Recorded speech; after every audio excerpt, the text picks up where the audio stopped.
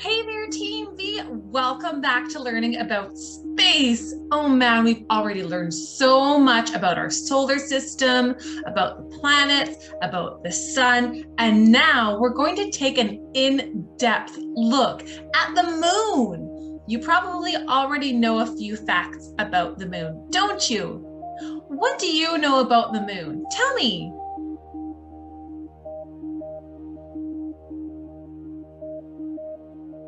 What else?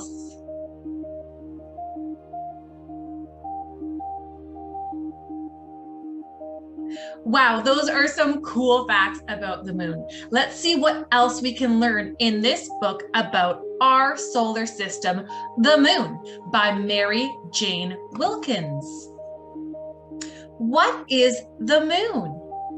A moon is a ball of rock that goes around or orbits a planet. Our moon orbits Earth. It is a cold, dry place where there is no air to breathe. Sunlight reflected off the moon reaches Earth in 1 second. Wow!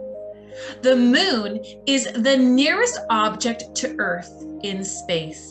It is the biggest, brightest thing we see in the night sky. Sometimes we see it during the day too. The moon shines, but it does not give out light of its own. The light we see is sunlight reflecting off the moon like a mirror. Wow. Give me a thumbs up if you knew that. Give me a thumbs down if you just learned it. That's so cool to learn a new fact. The solar system. Earth's moon travels around Earth. Our planet, Earth, orbits around the sun. The sun is the huge shining star at the center of our solar system. It gives out the heat and light we call sunshine. Lots of rocks called asteroids fly around the sun too. 7 other planets orbit the sun. They are Mercury, Venus, Mars, Jupiter, Saturn, Uranus, and Neptune. Dwarf planets also orbit the sun. Pluto is a dwarf planet. The sun, the planets, and other space objects make up the solar system. How did the moon form? Okay, we're gonna pause here. Let's take a look without reading the words at what we see and make some guesses about what is happening here. Whoa, some kind of huge explosion. It looks like 2 things are crashing into each other. I'm not sure if they're planets or stars or asteroids or what, the moons even. I don't know what they are. And there's another picture down at the bottom over here. And it's a picture of something that looks like the moon and it looks like a part is chopped out of it. So maybe that's showing us something about what the moon is made of. Tell me your prediction. What do you think this picture is of these 2 circles colliding? What do you think that's of?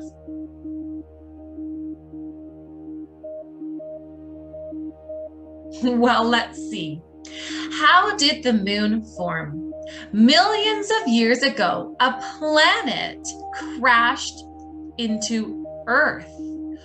Rock thrown into space by the crash formed the moon. Some planets have lots of moons. Earth has just 1. Wow. Did I read that right? It says, millions of years ago, a planet crashed into Earth. Now, I've never heard that before, so I have just learned something new. So I didn't know it before, but now I do. Wow, Earth's moon has a hot metal core. Again, something new that I've learned. Around this is a thick layer of rock. On top of the rock is a thin, dusty crust. When the moon first formed, it was closer to Earth than it is now. Every year it moves 1.5 inches or 3.8 centimeters farther away from us. Oh my goodness, I learned 3 new things just on this one page. I learned that the moon was formed by a planet crashing into Earth, that the moon has metal in the center, and that the moon moves further away every year. I didn't know any of that. Amazing.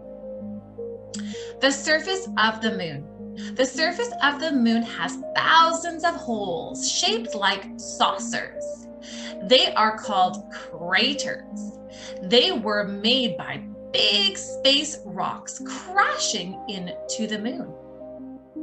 This picture of the moon was colored on a computer to show how high the land is. The highest parts are red. This big crater has walls 11,400 feet or 3,760 meters high. That's very, very high because most of you are only 4 feet tall. The moon spins as it orbits Earth. It turns exactly once on each trip around Earth. That is why we always see the same side of the moon from Earth. Now that's interesting because I always wondered, why do we only see one side of the moon? And that explains it. I'm learning so much today. There are mountains on the moon too. Some big craters have a mountain inside them. Rocks and thick dust cover the ground. Now, friends, we are going to be doing a super fun moon crater experiment this week. So stay tuned for that. How the moon changes. The sun lights up half of the moon. We can't see the rest because it is in shadow. The moon has different phases. When we see all of it, we call this a full moon.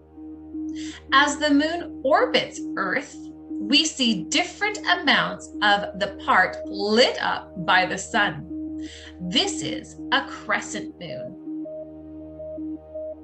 When the moon grows bigger from night to night, we say it is waxing.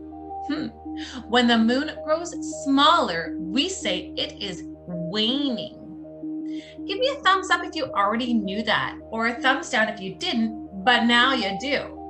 This is something I already knew, that there were phases of the moon and they're called waxing and waning. We're also going to do a super cool experiment involving Oreo cookies and the waxing and waning moon. Looking at the moon, people on Earth have looked at the night sky for thousands of years.